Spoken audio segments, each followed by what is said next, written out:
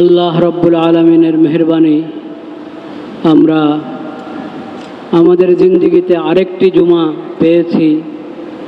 জুমার নামাজের জন্য আল্লাহর ঘর মসজিদে হাজির হতে পেরেছি, আলহামদুলিল্লাহ।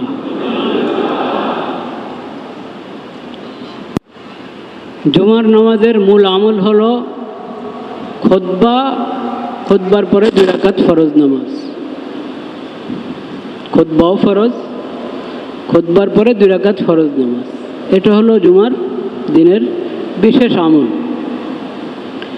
আগে যে স্থানীয় ভাষায় যে বয়ান হয়, এটা জুমার অংশ নয়, এটা জুমার নামাজের অংশ নয়, এবং এটা জুমার দিনেরও বিশেষ আমল নয়। যে কোনো দিন, যে কোনো সময় দিনে আলোচনা হতে পারে, সেজন্য স্থানীয় ভাষায় কিছু দিনে আলোচনা হয়।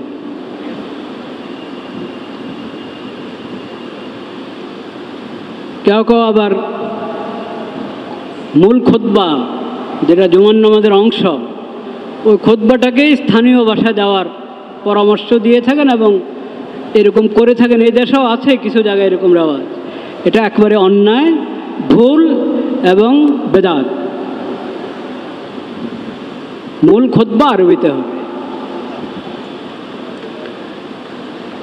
লা ইলাহা ইল্লাল্লাহ। তো আমরা যেই নামাজের আগে, খুতবার আগে যেই স্থানীয় ভাষা যে বয়ানটা করে থাকি, ওই বয়ান গত 1-2 জুমা থেকে আমরা চাচ্ছিলাম যে আল্লাহ রাব্বুল আলামিন কোরআনে আমাদেরকে যা হুকুম করেছেন, যা থেকে নিষেধ করেছেন, আল্লাহর নির্দেশ এবং নিষেধ এই সম্পর্কে আলোচনা হবে। আল্লাহ কি কি ফরজ করেছেন, কি হারাম করেছেন, কি করতে বলেছেন, কি ছাড়তে বলেছেন, না করতে বলেছেন। সেই ধারাবাহিকতায় আমরা আজকে 15 পারার প্রথম সূরা, সূরাতুল ইসরা, এই সূরা থেকে কয়েকটা আয়াত তিলাওয়াত করব, আলোচনা করব ইনশাআল্লাহ।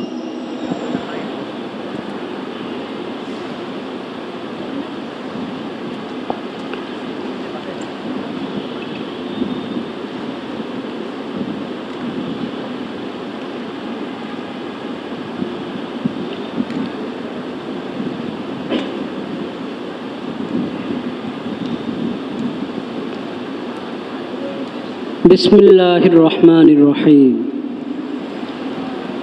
وقضى ربك ألا تعبدوا إلا إياه وبالوالدين إحسانا إما يبلغن عندك الكبر أحدهما أو كلاهما فلا تقل لهما أف ولا تنهرهما وقل لهما قولا كريما واخفض لهما جناح الذل من الرحمة وقل رب ارحمهما كما ربياني صغيرا ربكم أعلم بما في نفوسكم إن تكونوا صالحين فإنه كان للأوابين غفورا وآت ذا القربى حقه والمسكين وابن السبيل ولا تبذر تبذيرا إن المبذرين كانوا إخوان الشياطين وكان الشيطان لربه كفورا আল্লাহ রাব্বুল আলামিন বলেছেন, ওয়াকাদা রাব্বুকা আল্লা তা'বুদু ইল্লা ইয়্যাহ। তোমার রবের ফয়সালা, আল্লা তা'বুদু ইল্লা ইয়্যাহ, তোমরা ইবাদত করবে একমাত্র আল্লাহর। তোমাদের রব একমাত্র আল্লাহ, ইবাদত শুধু তারই করবে। রব্বুল আলামিন ছাড়া আর কারো ইবাদত হতে পারে না। ইবাদত একমাত্র আল্লাহ, এটা আল্লাহর কড়া নির্দেশ, চূড়ান্ত ফয়সালা। কাদা রব্বুকা আল্লা তা'বুদু ইল্লা ইয়্যাহ ওয়া বিল ওয়ালিদাইনি ইহসানা। দ্বিতীয় কথা, ইবাদত আল্লাহর করবে আর মা বাবার সাথে সুন্দর আচরণ করবে, সুন্দর ব্যবহার করবে, দয়ার আচরণ করবে, সুন্দর ব্যবহার করবে মা বাবার সঙ্গে।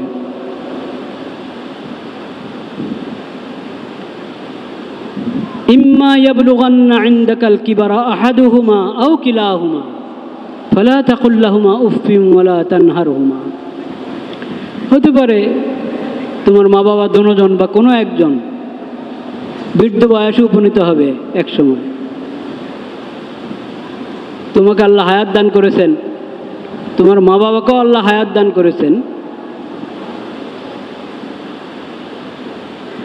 মা বাবা বুড়ো হয়ে গেছে, দুজন কোনো একজন, কোনো একজনকে আল্লাহ হয়তো আগে নিয়ে গেছেন, একজন আছেন বা দুজনে আছেন, বৃদ্ধ হয়ে গেছে। তখন তোমার কি করণীয়? ফালা তাকুল লাহুমা উফফিন, তাদের কথায় তাদের আচরণে বিরক্ত হয়ে তুমি উফ শব্দ উচ্চারণ করবে না। বয়স হয়ে গেলে মানুষের ভারসাম্য ঠিক রাখতে পারে না, কথা বেশি বলে, সাধারণ কথা নিয়ে রেগে যান, হতে পারে এরকম, সবার একরকম স্বভাব না, কিন্তু হতে পারে বয়সের কারণে কোনো মা বাবার মধ্যে এমন হালাত এসে যে তুমি তাদের কথায় আচরণে বিরক্ত হয়ে যাও, তুমি বিরক্ত হয়ে তোমার মুখে এসে দেয় উফ আহ। আল্লাহ বলেন তুমি এরকম করবে না, তুমি এমন করবে না। ওয়ালা তানহারহুমা, তাদেরকে ধমক দিবে না। তুমি যদি রেগে যাও, তুমি যদি বিরক্ত হয়ে যাও, অথচ তোমার বয়স কম, তুমি জোয়ান ওনারা বুড়ো, তুমি সুস্থ ওনারা অসুস্থ, তোমাকে তো বরদাস্ত করতে হবে, সহনশীল হতে হবে। তুমিও রেগে যায় যদি বিরক্তির প্রকাশ করো, ধমকে দিয়ে বসো, তাহলে এটা মা বাবার সঙ্গে বেয়াদবি হলো, মা বাবার হক আদায় হলো না। আল্লাহ কিন্তু নিজের ইবাদতের পরেই মা বাবার কথা বলেছেন। প্রথম কথা আল্লাহর ইবাদত করা, ইবাদত একমাত্র আল্লাহ। দ্বিতীয় নির্দেশ আল্লাহ দিয়েছেন মা বাবার সাথে সুন্দর আচরণ করা। ওয়ালা তাকুল লাহুমা উফ ওয়ালা তানহারহুমা, এটা কথিত আছে, কথিত আছে লা ইলাহা ইল্লাল্লাহ লা ইলাহা ইল্লাল্লাহ লা ইলাহা ইল্লাল্লাহ। বাবা পরীক্ষা করছে ছেলেকে, বয়স হয়েছে কিন্তু এখনো ঠিকঠাক আছেন, মেধা স্মৃতি ঠিক আছে। তো বলছেন বাবা এটা কি? কাক। একটু পরে আবার বাবা এটা কি? ছেলেকে বলছেন কাক। আর একটু মানে কাক। আবার কিছুক্ষণ পরে এটা কি? কাক। বলছি না? তো বাবা বললেন তুমি যখন ছোট ছিলে, বাচ্চা ছিলে, একটা কাক বসা ছিল, তুমি আমাকে একের পর এক 30 বার জিজ্ঞাসা করেছ এটা কি। আমি কিন্তু বিরক্ত হই নাই, আমি কিন্তু বিরক্ত হই নাই। এটা বয়স হলে তো মানুষের কত সীমাবদ্ধতা এসে যায়, সেটা সন্তান বুঝতে হবে, সন্তানকে তা বুঝতে হবে।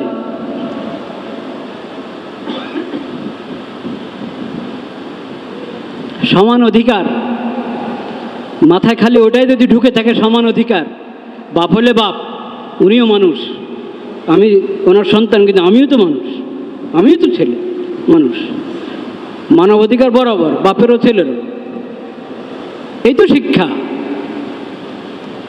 সমান অধিকার এই শব্দের অন্যায় ব্যবহার।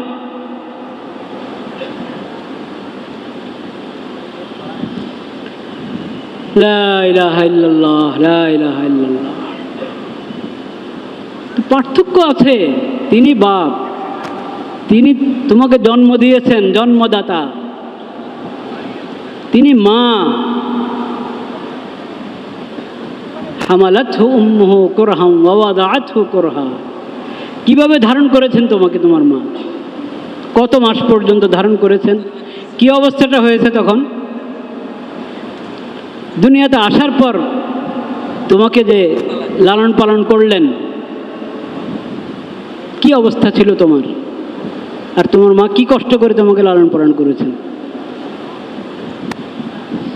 নিজেরটা তো তোমার মনে নাই। তোমার স্ত্রী যখন তোমার সন্তান পালন করে তখন দেখো না?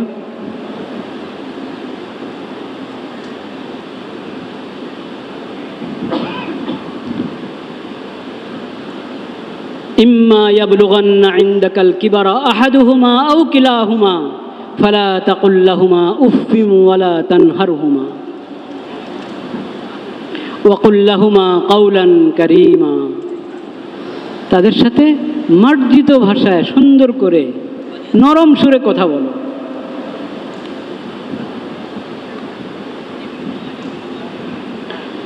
ওয়াখফিদ লাহুমা জানাহাজ যুল্লি মিনার রাহমাহ। তাদের সামনে যখন আসবে কি অবস্থা আসবে? তোমার অন্তরে যে তোমার মা বাবার প্রতি দয়া আছে, মায়া আছে, সেটার প্রকাশ পেতে হবে তোমার দেহের মধ্যে, তোমার শরীরে।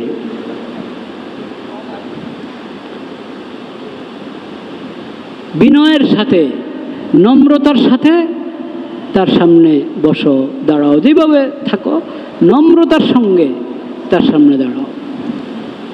ধরে নাও তুমি যদি ডানাওয়ালা হতে, তোমার হাতও তো ধরতে পারেন ডানা, ওটাকে অবনত করে দাও।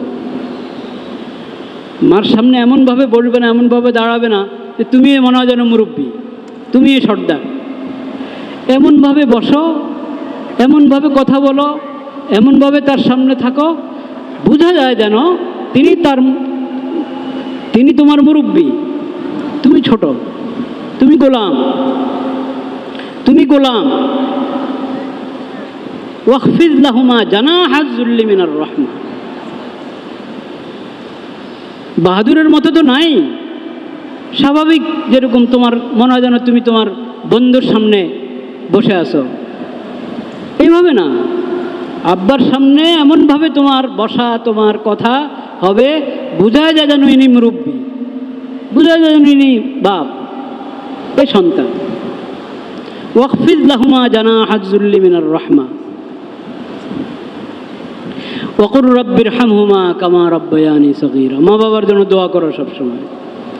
রাব্বিরহামহুমা, হে আমার প্রতিপালক, হে আমার রব। ইরহামহুমা, রাব্বিরহামহুমা, আমার মা বাবা উভয়কে আপনি মেহেরবানি করে দয়া করেন, আপনার বিশেষ রহমত দান করেন তাদেরকে। কামা রাব্বায়ানি সগীরা, কামা রাব্বায়ানি সগীরা।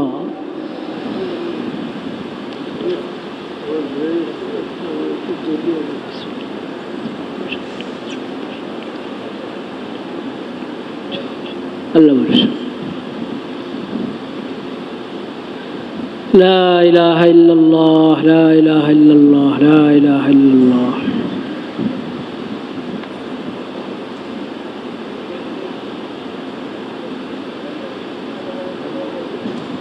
রব্বিরহামহুমা কামা রাব্বায়ানি সগীরা। আমার মা বাবা আমি যখন ছোট ছিলাম আমাকে যেভাবে আদর যত্ন করে লালন পালন করেছেন, আমি কিছু বুঝতাম না, নিজ দায়িত্বে। আমি কিছু বলতে পারি না, নিজেরা বুঝে নিত কেন কাঁদছে এখন বাচ্চাটা, ব্যথার কারণে কাঁদছে না দুধ খেতে চাচ্ছে না কি, মা বুঝেন, এটা মাই বুঝেন।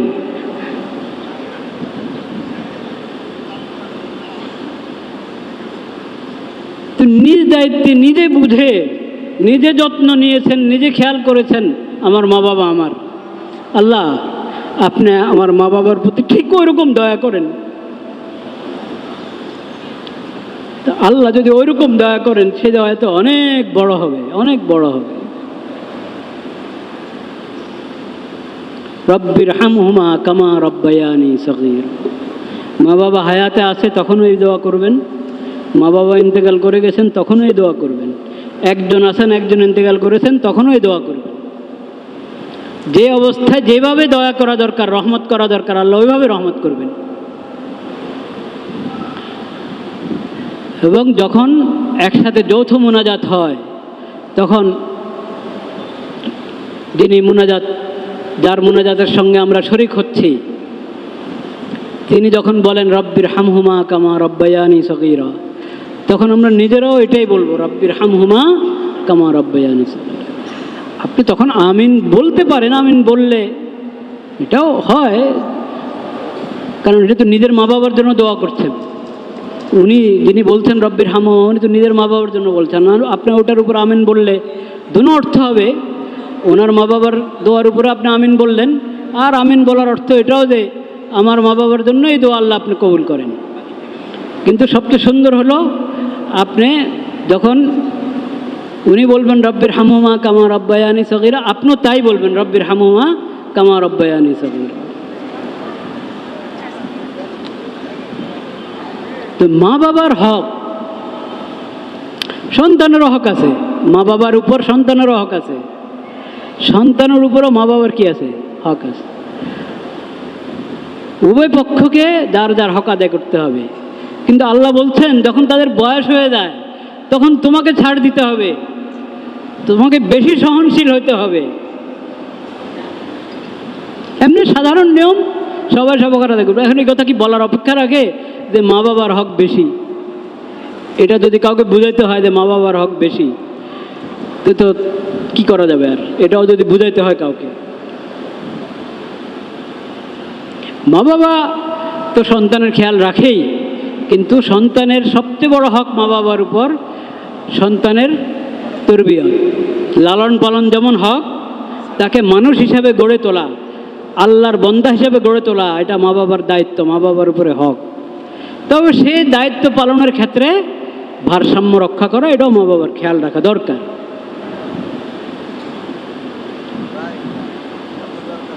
সন্তান যখন বয়স বাড়তে থাকবে তখন বুঝতে হবে যে তার একটা আলাদা ব্যক্তিত্ব আছে।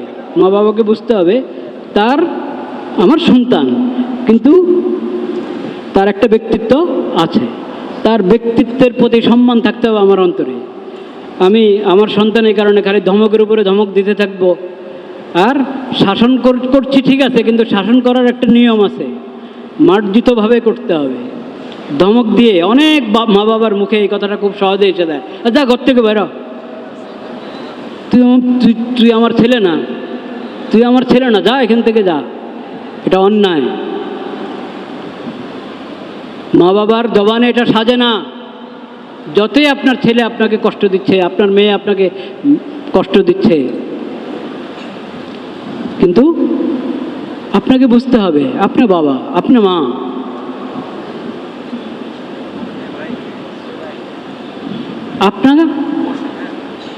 আপনার বয়স হয়েছে, তার ওই বয়স হয় নাই,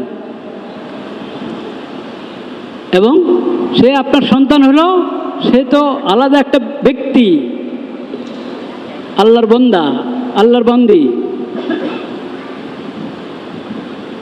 তাকে আমি যখন শাসন করব, তাকে যখন আমি গড়ে তোলার জন্য যা করার, যা ব্যবস্থা নেওয়া দরকার তা করব, ওটা তার প্রতি একটা সম্মান থাকতে হবে। কিন্তু এই ধরনের কথা, ঘর থেকে বের হয়ে যা, হ্যাঁ তুমি আমার ছেলে না, এইটা মা বাবার মুখে বের হইতেই পারে না, হওয়া উচিত নয়, এটা অন্যায়। আপনি নিজে বের হয়ে যান ঘর থেকে। আপনি পারলেন না কেন আপনার সন্তানকে গড়ে তুলতে ঠিক মতে? সন্তানের যে আচরণ আপনার পছন্দ হয় না, এই আচরণ আপনার সন্তান থেকে হচ্ছে, এটার মধ্যে আপনার কোনো দখল নেই। আপনারও দখল আছে, আপনি নিজের হিসাব নেন। আপনি এটা বলতে পারেন, কিন্তু চিল্লায় না, চিল্লায় কথা বললে ওটার কোনো ইয়ে আছে নাকি, দাম আছে নাকি? চিল্লায় বলবেন না, মার্জিত ভাষা সুন্দর করে বলেন, হালকা। আসলে আমি এই বাসায় আমি থাকার যোগ্য না। আল্লাহ তোমাদেরকে আমার ঘরে সৃষ্টি করেছেন, আমার ঘরে তোমাদেরকে আল্লাহ দান করেছেন, আমি আসলে তোমাদের বাবা হওয়ার যোগ্য না। এভাবে বলতে পারেন না? এইভাবে কেন বলেন যে তুই আমার ছেলে না, তুই আমার ছেলে হওয়ার যোগ্য না, তুই কোথাও আমার ছেলে হওয়ার পরিচয় দিবে না? আরে আল্লাহ রে, কি বাহাদুর খান, আমার ছেলে হওয়ার পরিচয় দিবে না। আপনি আপনার বাপের পরিচয় দিতেন কিনা? এখন দেন কিনা?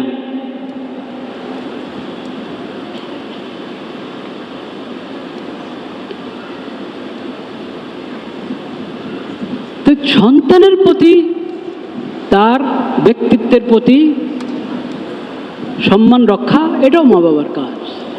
আচরণের মধ্যে, চালচলনে, কথাবার্তায়।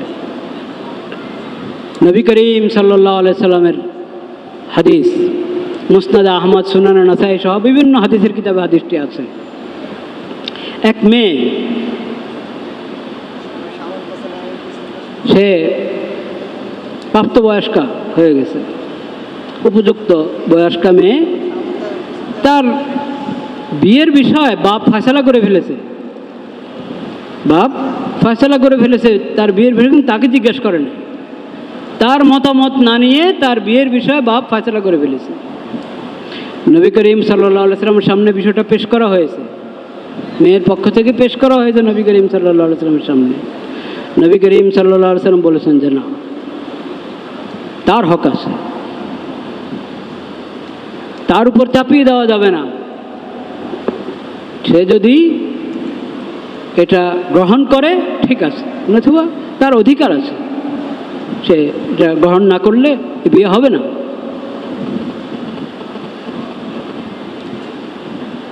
নবী করিম সাল্লাল্লাহু আলাইহি সাল্লাম এই কথা বলার পর দেখেন কেমন কেমন বুঝমান, কেমন আদবওয়ালা, আখলাকওয়ালা মেয়ে। নবী করিম সাল্লাল্লাহু আলাইহি সাল্লাম এই কথা বলার পর, এই ফয়সালা করার পর সে বলেছে, আমি আমার আব্বার ফয়সালা মেনে নিয়েছি। আব্বা যা ফয়সালা করেছেন আমি এটা মেনে নিয়েছি, আমি ওটাতে একমত। কিন্তু আমি চাচ্ছি এটা স্পষ্ট হোক যে মেয়েদেরও হক আছে, কথা আছে, বক্তব্য থাকতে পারে।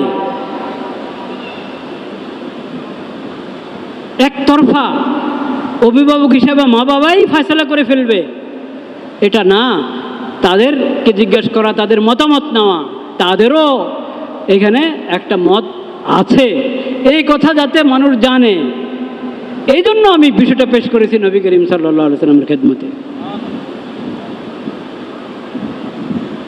এটা হলো, এইভাবে সমাজ গড়ে, সুন্দর সমাজ গড়ে।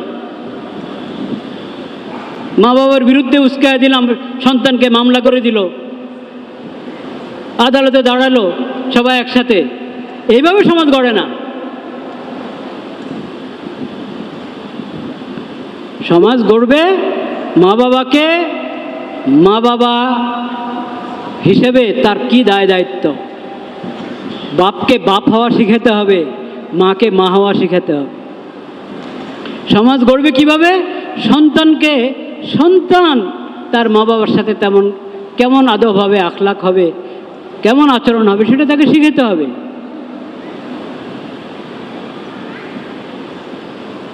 এভাবে সমাজ গড়বে। লা ইলাহা ইল্লাল্লাহ, লা ইলাহা ইল্লাল্লাহ। যদি আমরা পশ্চিমাদের মতো সন্তানদেরকে খালি স্বাধীনতা শিখাই, শুধু স্বাধীনতা যদি শিখাইতে থাকি পশ্চিমাদের মতো, তাহলে সমাজ, সুন্দর সমাজ কখনো পাবেন না, শান্তির সমাজ কখনো পাবেন না, কোনো পরিবার শান্তিতে থাকতে পারবে না। শিখাতে হবে নবীদের সিরত থেকে, শিখাতে হবে সাহাবায়ে কেরামের সিরত থেকে। এখান থেকে যদি আমরা মা বাবা যদি নবীজির সিরত থেকে শিক্ষা নেয়, সন্তানরা যদি মা বাবা নবী করিম সাল্লাল্লাহু আলাইহি ওয়াসাল্লাম সাহাবায়ে কেরামের সিরত থেকে শিক্ষা নেয়, তাইলে আদর্শ পরিবার, আদর্শ সমাজ গড়বে ইনশাআল্লাহ। নতুবা কি হালাত হবে? ওই যে বিদ্যুতের জন্য আলাদা করে না কি, হ্যাঁ, বিদ্যা, হ্যাঁ। তো সেখানে এটা কিন্তু ইসলামের শিক্ষা না, এটা ইসলামের শিক্ষা না, এটা হলো পশ্চিমাদের এই বদতাহদিব, কুসংস্কার, পশ্চিমাদের কুসংস্কার। এটা ইসলামের শিক্ষা না। আলাদা করে নিয়ে ওখানে ওনাদের থাকার ব্যবস্থা করবে। তোমরা কোথায়? তুমি ছেলে মেয়ে তোমরা থাকতে, মা বাবা বৃদ্ধ হয়ে গেছে জন্য আলাদা, অন্যরা যত্ন নেবে তোমার মা বাবার।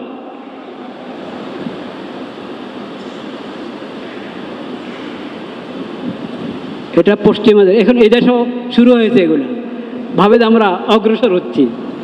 হ্যাঁ, আমাদের দেশ উন্নত হচ্ছে, পিছিয়ে যাচ্ছেন। যত পশ্চিমাদের অনুকরণ করবেন তত পিছিয়ে যাবেন, তত পিছিয়ে যাবেন, যত পিছিয়ে যাবে। ওখানের একটা ঘটনা, একটা ম্যাগাজিনে বা কোথাও এটা প্রকাশিত হয়েছে, পশ্চিমাদের একটা ঘটনা। মা তো আলাদা, সেই তাদের কেন্দ্রে। ওখান থেকে একদিন মনে হলো যে গিয়ে ছেলেকে নাতিকে দেখে আসে। দেখতে গেল, মার আবার একটা চোখ নাই। তো এই অবস্থায় একজন বৃদ্ধা মহিলাকে বাচ্চা দেখে একটু ভয় পেয়েছে। তো ছেলে বিরক্ত হয়ে গেছে, তুমি এখন না আসলে হতো না? বাচ্চাটা ভয় পেল, তুমি এখন না আসলে হতো না। বলেন নাউজুবিল্লাহ। আচ্ছা, পরে কিছুক্ষণ পরে উনি চলে গেলেন। কয়দিন পরে ওনার ইন্তেকাল হয়ে গেছে, ও বৃদ্ধার ইন্তেকাল হয়ে গেছে, মৃত্যু এসে গেছে। তখন যেভাবে হয়, ওখানে কেন্দ্রের দায়িত্বশীলরা আছে, তারা যা ব্যবস্থা নেওয়া দরকার, যে ধর্মের সে হিসাবে ব্যবস্থা নেয়। তখন তার বালিশের নিচে একটা চিঠি পাওয়া গেছে। চিঠিটা ছেলের নামে লিখেছে, তো তারা ওই চিঠি ছেলের কাছে পৌঁছায় দিয়েছে। চিঠিতে লেখা ছিল,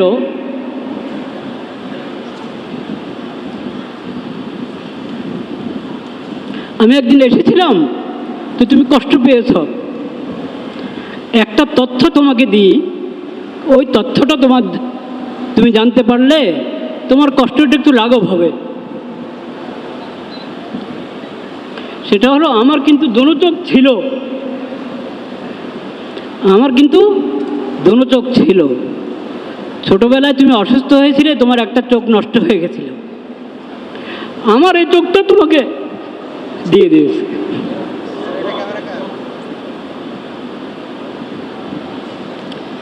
তো চোখ তুমি বহন করে আসো তার, আর এখন চোখ না থাকার কারণে বাচ্চা একটু ভয় পেয়েছে, তুমি বললা, বিরক্ত হয়ে গেলা, তুমি এখন না আসলে হতো না?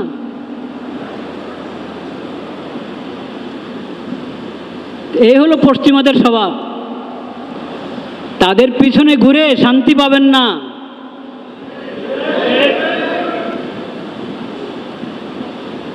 এই যে জুলাই মাস, বলেন তো, জুলাইয়ের শহীদদের জন্য আমরা দোয়া করি।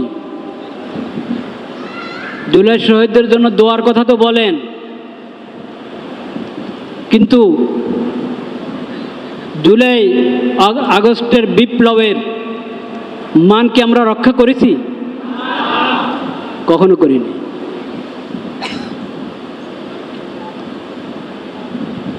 তাদের রক্তের মান যদি রক্ষা করতাম, তাহলে আমরা ঢাকাতে জাতিসংঘের অফিস খুলতে দিতাম না।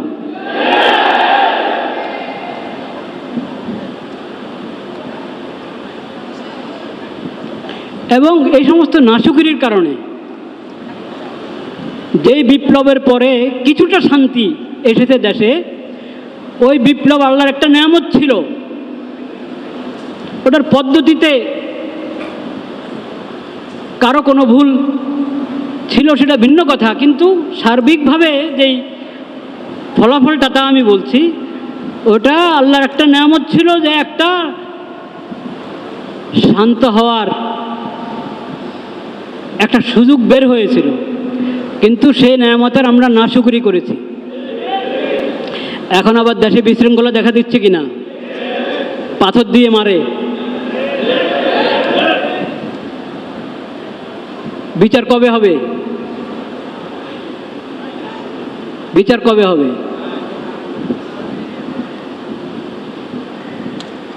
আবার আরেক এলাকায় কয়জন মানুষ জীবন হারালো। কেন এই বিশৃঙ্খলা? আল্লাহর নেয়ামতের নাশুকরি করলে এরকম বিশৃঙ্খলা হয়।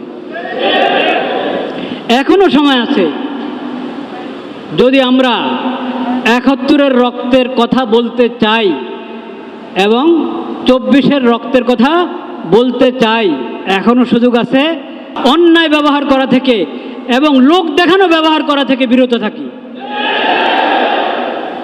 এখনো সময় আছে। এখন চলছে না সংস্কার?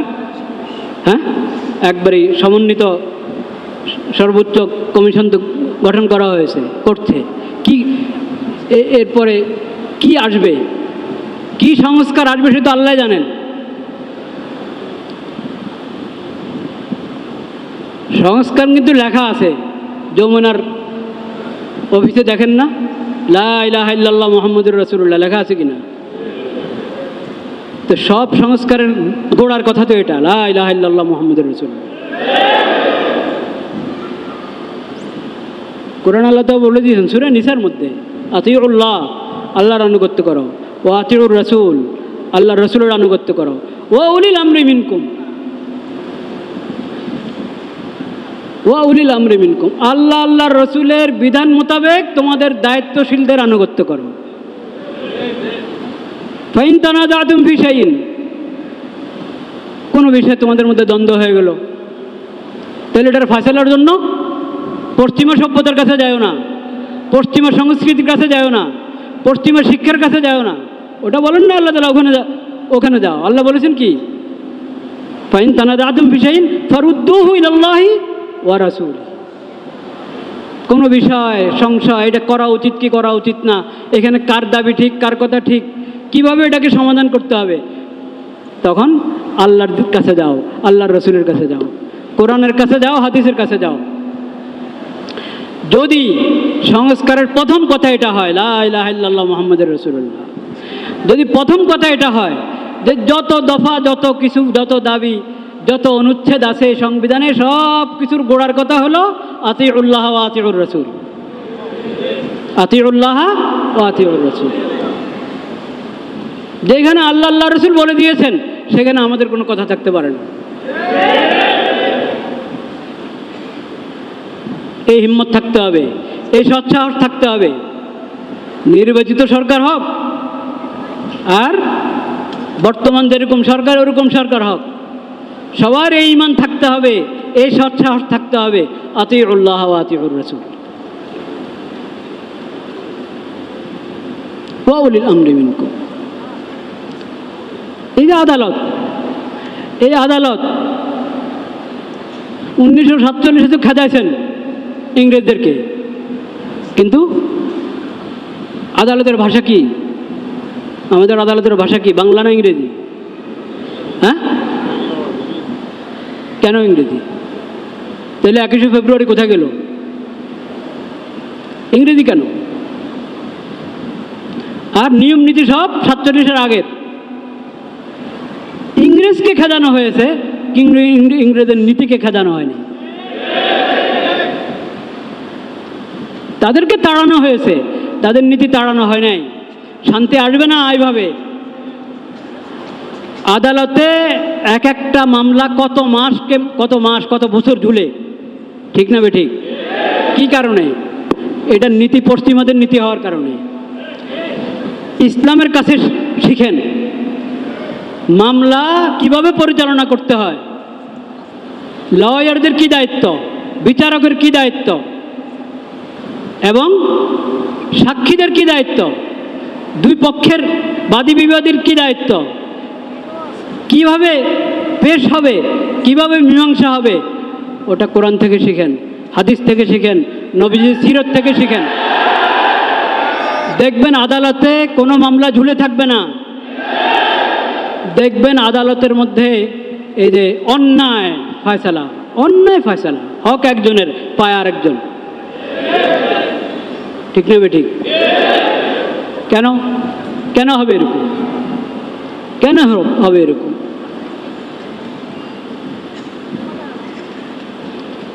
তো সংস্কার যদি করতে চান আপনি আদালতকে ঠিক করেন।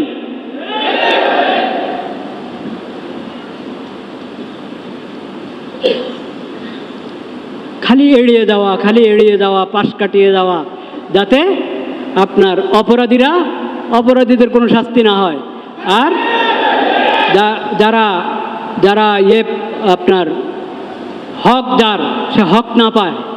কত তামাশা এটার জন্য, কত পায় তারা। এসব হচ্ছে যেহেতু আদালতকে শরীয়তের অনুগামী বানানো হয়নি। আদালতকে ইসলামী শরীয়তের অনুগামী বানিয়ে দাও, তাইলে কোনো ফোন আসবে না। ফোন আসে কি না? উপরের চাপ, ফোন, বিদেশি চাপ। আরে কেন এত চাপ? যেহেতু শরীয়তের চাপ তোমার গ্রহণ করা দরকার ছিল, শরীয়তের আনুগত্য গ্রহণ করা দরকার ছিল। শরীয়তের, ওটা তো চাপ না, শরীয়তের নির্দেশনা। শরীয়তের নির্দেশনা গ্রহণ করো নাই, এই জন্য চাপের মুখে অন্যায় ফয়সালা করতে হয় আদালতকে। যদি এই সরকার কোনো অবদান রেখে দিতে চায়, তাহলে সেটা হলো সংস্কার, মানে আদালতকে সংস্কার করো।